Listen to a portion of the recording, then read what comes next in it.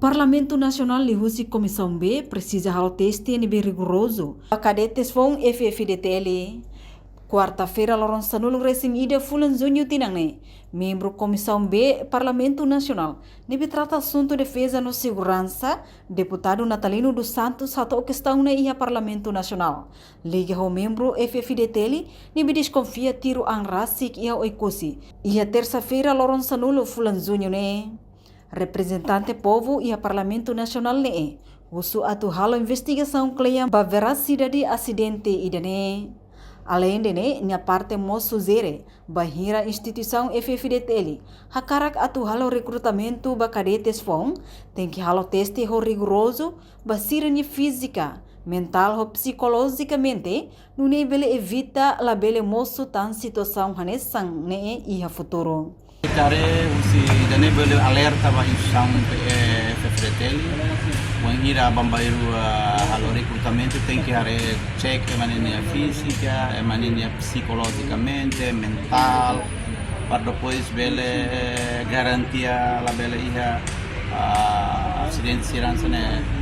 Mas be how hare kata situação da sei que tem informação claro, mas ter informações por descuido maka kiratne tarutu agora só investigação avele atene lolos kalian konaba acontecimento dan também ao uso ba isang FFDTL atau hal investigação ba acontecimento da sei nomos alerta ba isang FFDTL quando abambaru halo kari recrutamento ba cada força fom precisa ia teste ida que é rigoroso liliu ba sirne saúde sirne mental psicologicamente nível e nomos itare kata às vezes sira tambah ia a área isolado dopo-se família ba condições valo que ela não será então belemos estresse ele acontece mas bem dane ita somente assume-se de ita assume-se mas bem precisa de atare condições vai ter força sira bem destaca a fronteira a enclave ser condições tem que ter. Entretanto, nia parte sente triste também com luto nação niang ida.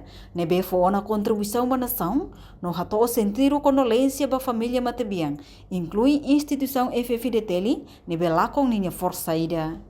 Nia mos recomenda ba instituição, atu monta CCTV ruma e a posto destacado sira, onde monitoriza sirnia serviço, no banhira moço acidente ruma, bele justifica facto informação balong. Reportagem Melda Fátima, Televisão Timor-Post. Janela Informação ba Emohoto. Atua tem informação atual dia Clio. Kita haluha. Haneham botão subscribe, like. Halo comentário no Fahia Tutang ba media sosial Hoto.